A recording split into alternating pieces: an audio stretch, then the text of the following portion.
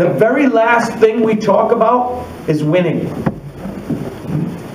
It's the very last thing. Because winning is a byproduct of all the things that went in to developing the character of that kid. That kid that has the good character, that has the work ethic, that goes to bed on time, that stays away from drugs, that keeps their homework grades up, those are the kids that are going to do every single thing that it takes to become a champion. Building a champion, once I built the character, that's the easiest part of it.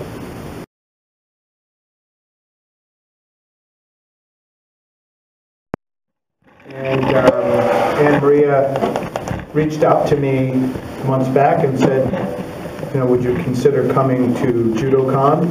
And she was very excited and animated about why I had to come here. And so I thought it'd be a great opportunity to share some things with you all. And feel free at any time to stop me. I know I can get long-winded at times.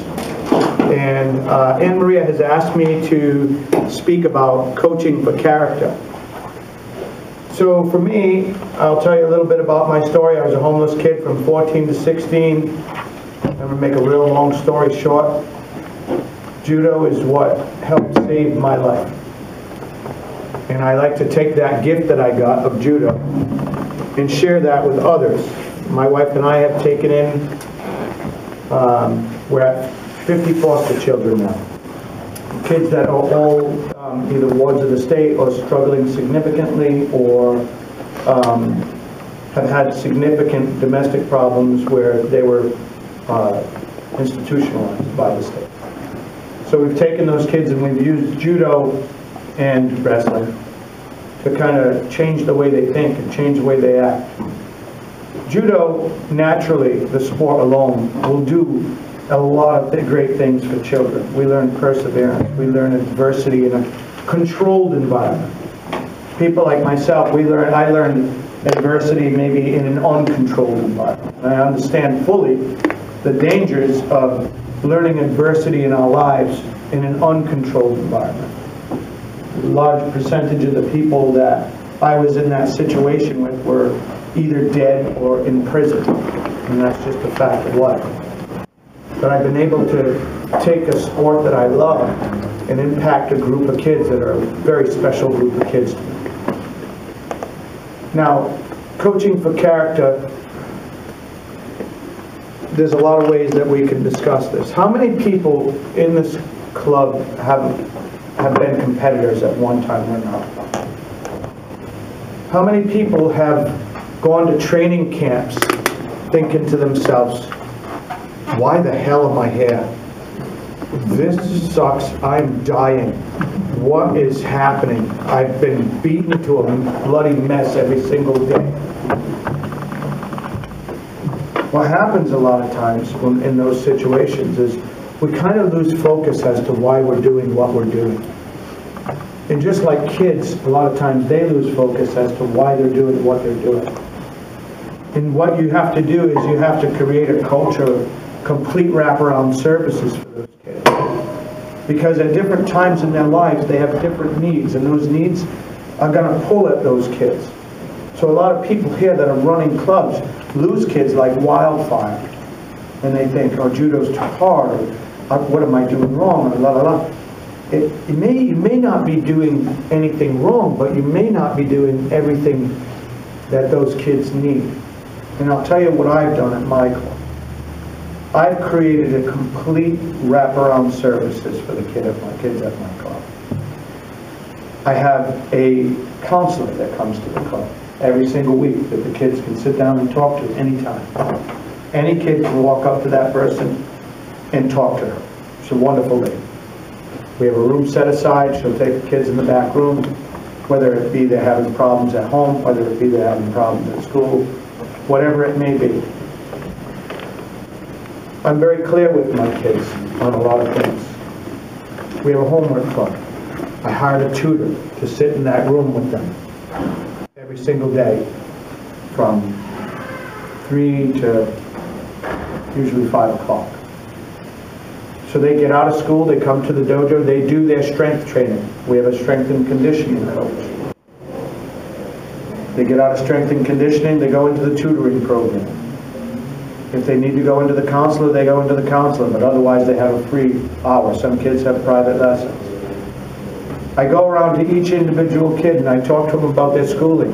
I talk to them about keeping their life balanced. I arrange social times for my kids in the program. We'll either all go out to pizza. We do this at least, if not once a week, every other week. So the things in the areas where we're losing kids, like going to other sports, getting acceptance from their friends, most kids want to do whatever their friends are doing. So it's hard to keep kids focused if you don't give them the services that they need.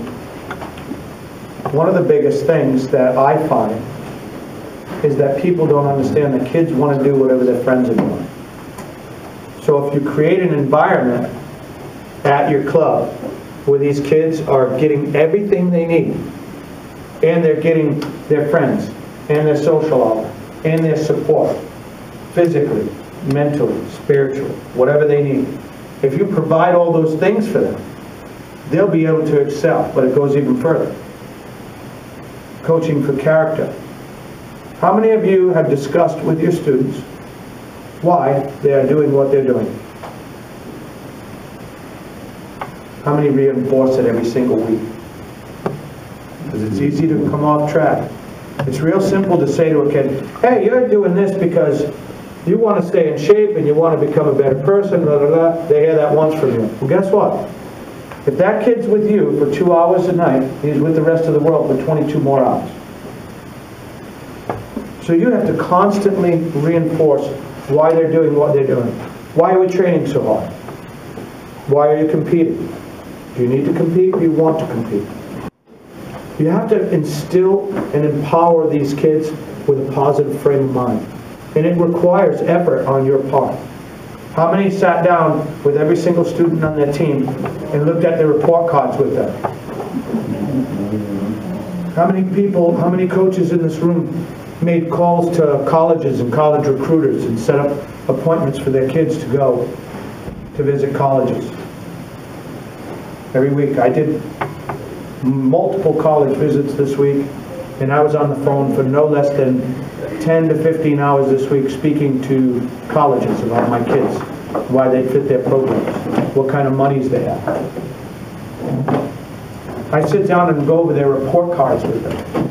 I go into a lot of areas with these kids that really have nothing to do with judo. 99% of the kids that I see that leave judo and fail in judo, they don't fail in the sport, as I was telling you today. They don't fail in the sport. They fail in life. And it boils over onto the mat. When you create a culture, that male Kwanchi, we don't have all, I don't have all the answers. But I can tell you this. At every single practice, there's between 30 and 40 national champions on that mat. There's plenty of years when more than half of the world team is made up from my one club. And those of you that have been to tournaments see my club, it's like they're very energetic. They're very supportive of one another. If you create a culture in your club of success and positive thinking, it's a culture that you want to create. And it's hard. It takes a lot of work at your part, especially at the beginning. Now, for me, it's self-perpetuating. I have kids mentoring other kids. I have the kids that are doing the right things at the forefront of the class. Your judo ability will not get you a rank in my clubs.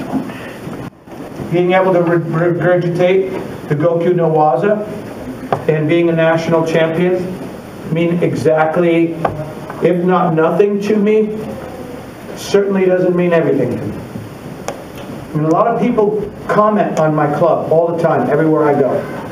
You have an amazing team. What are you guys doing? How are you training? We're all doing the same sport. We're literally all doing the same sport. But how you empower your athletes with the services that I'm talking about, and how you reinforce it, and how you prop a kid up that's doing well, you will be amazed the effect it'll have on your program.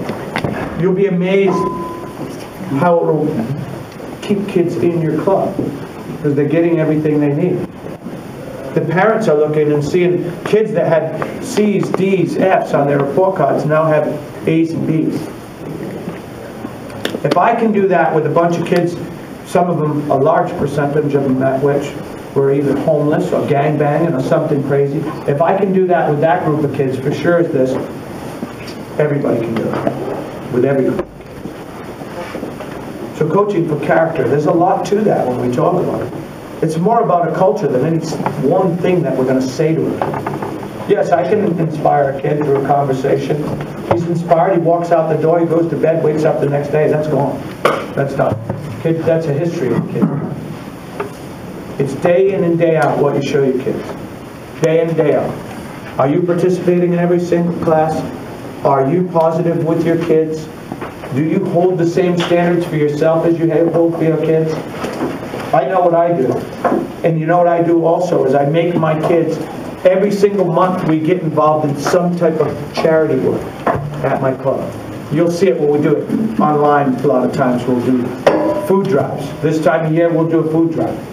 Last year I think we raised 5 tons of food. 5 tons for the local food bank. That's a lot of food. Then the month before, the month after, especially during the winter months because it gets cold where we're from, we'll do clothing drives. The kid that gets the most, we make a big deal out of that. We'll give them a team sweatshirt. Everything in my club is branded. You'll see certain kids have certain patches and things like that. It's because I have decided that you're a team leader. Team leaders are not necessarily the guys that are winning everything. That just means you're talented. Don't praise a kid for talent. Talent's God's gift to them. You can congratulate them. Good job, you're talented, but what are you going to do with it? For me, I tell kids, you're just talented.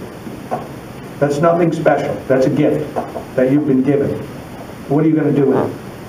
How are you going to use that?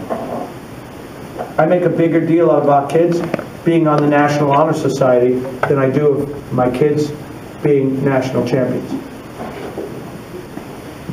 You get a plaque with you get a picture. I think that frames that cost me like $2 for a frame. I have the National Honor Society section that we're in the middle of building it now. A new one. Every kid is going to have their name and their picture on the wall for the National Honor Society. If you get a black belt in my club, it's a big deal too. I think we've maybe gave out 30 or so since I started. And that goes back to 1994. That's not a lot of black belts. So if you're not selling them, you're earning them. If you don't earn it, that's your problem. How many people try to encourage their kids with judo right? It's a good answer. Well, by that I mean we use it to teach them about setting goals. Yes, there's nothing wrong with goal setting. I'm going to talk about that in a second. So what I do with my team is at the beginning of the year I get out a giant poster, and it's the size of this TV, maybe out to here. We unroll it and we put it on the mat. And I have every single kid write down what their goal is. Here's your magic marker. Write your goal. What's your goals? Okay, so every kid has a goal. That's step 1. Goals without a plan is a dream. So now we sit down with each of those kids and say, so how are we going to get there? How are we going to achieve your goal? And I will lay out a game plan with that kid. Now, do they all do it? No, they don't all do it. But as many want to do it. Beginning of the year, I sat down just maybe a couple of weeks ago, sat down with my entire team. I said, let's have a team meeting. We got everybody together. We have a lot of competitors. So it's basically a team meeting for people that wanted to compete. And like any other club, when you guys have big clubs and whatnot, we have people that have their own ideas as to how they're going to develop a kid. You have that parent decides, I'm going to take them to this tournament, I'm going to take them. They just kind of run amok. And then they get angry when the kid is not achieving what they want to achieve. What I encourage the people in my club to do is have measurable goals. On their strength and conditioning, they have a notebook. They write down month to month where they're at. This month, I bench pressed 100 pounds. Last month, I was only at 95 pounds. They're measurable goals. I want to become a national champion. How am I going to do it? Just running around amok, going to practice every day. Kids need short-term and long-term goals. The reason why you need short-term and long-term goals is so that you can continue to encourage that athlete to keep moving forward. Otherwise, they're like we said when we're in that training camp, they're coming to practice day in and day out, day in and day out, day in and day out. They don't see their progress. They feel like they're stuck in the mud. They're miserable, training hard. Some of them try to cut weight, which I say, don't have your kids cut weight. Not one kid in my team is cutting a pound. Not going to happen on my team. Especially our ladies. I had one young lady a few years ago. I'm not going to mention her name, obviously. But she will freely tell you. She had a coach before me and had her cutting a lot of weight. She went below 8% body fat. And she can no longer have children. She went sterile. So it's a big responsibility when you're coaching these young athletes, especially our young ladies, when you start talking about cutting weight and how much more it throws them off. Okay? And we have to be cognizant of that. A lot of times in our wrestling community, we have a bigger problem with that than we do in our judo community. But it's very important that we understand that nobody wants to go without eating. Okay? Those are not the things I inspire my children with. Inspire my children with measurable goals. Be better than you were yesterday. Do it every single day. And when you can measure your success, like I will sit down and say, show me every throw you know. Pull the kid off to the side. How many throws you know? We'll write down every single throw they know. I rip it off. I give it to them. I say, let me know next time you want to do it, and we'll see how many you know next time. Maybe a month from now, come see me. And they're dying to get back to you and show you how much more they know. They're itching. It doesn't matter if they know the entire Goku no Waza. They're going to want to come back and show you that they know more. If you interact with them and challenge them in a way that's measurable, they'll rise to that occasion. It's amazing what the children on your team will do to please you. And you have to also understand that that's a big responsibility on your part. You have to interact with them and you have to inspire them. The biggest tool that you're going to have is measurable goals. Don't make my measurable goal of, I'm going to win national championships this year. No. My measurable goal is things like, I could only do 50 sit-ups. Can I get to 60 sit-ups? Those are the measurable goals. You don't put it so far in the future. I have all C's on my report card. Can I get up to more than all C's? That's every 3 months. That's about as long as I like to put the goals out for kids, 3 months. Otherwise, they feel like they're the kid in that camp. Why am I doing this? It's an everyday thing. Judo is a grind. I've been able to find that magic in my club, where we have not just recreational judo, but we have competitive judo too. So you'll find that most organizations, a lot of the organizations that are trying to do judo for revenue, which is, I encourage everybody to be a professional judo coach. Professional expectations of yourself and your organization will get professional results. You can't approach something like an amateur and think that you're going to get professional results. It just doesn't happen. Amateur output is going to get you average results. So, one of the things I like to do also is I like to create like little leader groups in the club. And I'll challenge the kids to teach each other. So, we have the little beginner groups. I force those kids to buy into our culture of mentorship.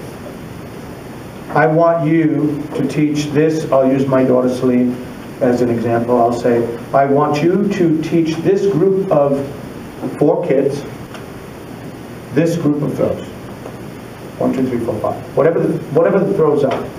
And I want to see them do it proficiently by next month.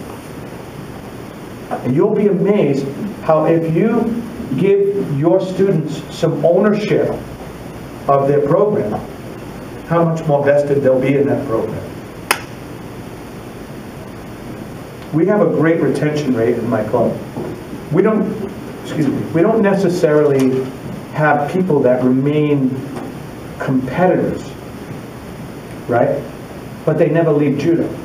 What happens with a lot of people is, especially when they're competitors, they compete. They feel like they're doing the same thing over and over again. They feel like there's not necessarily a future for them. They're not understanding why they're doing what they're doing, and they quit. But if you create a network and a family, they'll always come back to you. I have multiple groups of kids now in my club that are the kids of the parents that I coach. And now the parents of the kids are on the mat. And I have some cases where it's the grandparent, the parent, and the kids. That is powerful. Now we've got a group of people that can influence our parents and our children in the right way. How many people are willing to throw somebody out of your club if they're not behaving properly? How many have? I've thrown people out of my club. If I deem you to be a person that infects the people around you with negativity, I will try the best I can to change you, to try to make you see what our philosophy is. It's not win at all costs, whether you have to crush your friend beside you. It's not. We're not the Cobra Kai at male punching, although some people think that. That's fine. But you set your culture up, right? And don't let anybody change that culture. Because that family environment and that wraparound services, that's what's going to get your kids in your programs through the hard stuff. That's what's going to endear them to your program. When you fight against a male Guanchi kid, you may beat them, but you will always know this: you are in the fight of your life. That kid is coming to win, right? Why is that? Is it because I'm standing over them beating them with a stick because they lose? No, it's because they bought into something. Their club is their clan. Their club is their family. Their family has expectations of them. I expect you to be the best student you can be. I expect you to be the best person you can be. I expect you to work as hard as you can. I expect you to continually try to improve and continually help all the people around you. The very last thing we talk about is winning. It's the very last thing. Because winning is a byproduct of all the things that went in to developing the character of that kid. That kid that has the good character, that has the work ethic, that goes to bed on time, that stays away from drugs, that keeps their homework grades up, those are the kids that are going to do every single thing that it takes to become a champion. Building a champion, once I built the character, that's the easiest part of it. And when you have that kid that's endeared to the program, he wants to fight with you, for you, or she wants to fight for you. They don't want to let their club down. They don't want to leave their club. And a lot of us, we lose touch with things that make kids leave. But when you have kids leaving all the time, you say, what's the disconnect? How do we go from, I love judo, to I'm gone from judo, it's not part of my life, and I never talk to that student again? How do we get there? How do we fix it? We fix it by being a family to that kid, by building character into that kid, by giving that kid everything they need, whether it be social, whether it be emotional, whether it be physical, whether it be technical, whether it be homework help, I don't care. Create a culture that's going to take these kids and turn them into good human beings. I can tell you this. Of the 50 kids that I took in to my home, not one of them is in jail. And that does not sound like a big statement. But I can tell you this. Of those 50 kids, almost all of them's mother, father, and entire families have been to jail. Every single one of those kids has graduated high school and has gone to at least some college or trade school. We've broken cycles. Why? Because we're providing these kids with everything that they need in order to develop the character of being a good person. If you think about what judo was for you, you were able to find the magic in your life as to how judo worked for you as a person. But if you sit down and you think about how many kids never got what you got out of judo, how many people did you go to judo with? How many people did you watch with you as a kid join and quit? And why are they telling you? Why did they tell you as a kid? As we get older, sometimes we forget what it's like to be a kid. We forget that we want to have friends. We want to do what our friends are doing. That could mean if our friends are all doing drugs, guess what? There's a pretty good chance that you're going to do drugs. I'd be a liar if I said I never did drugs. When I was a homeless kid, I would be a liar.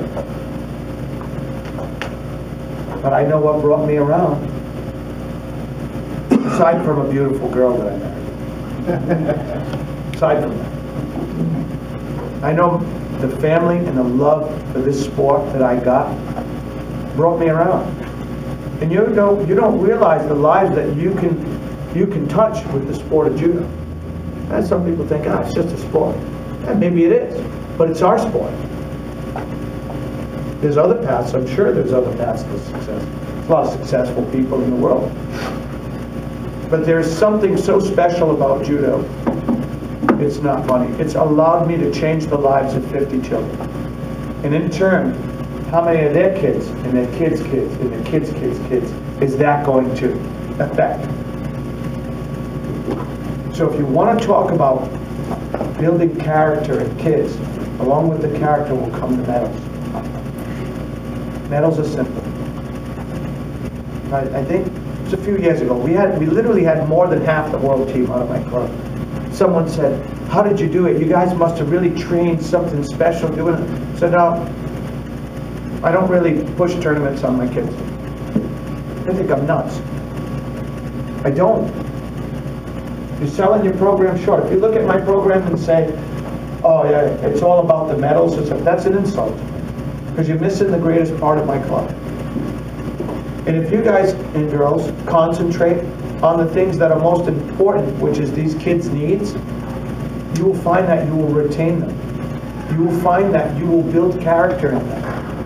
And when they get what they need out of it, just like what you all got from judo, they will infect others. They will keep more people in this sport.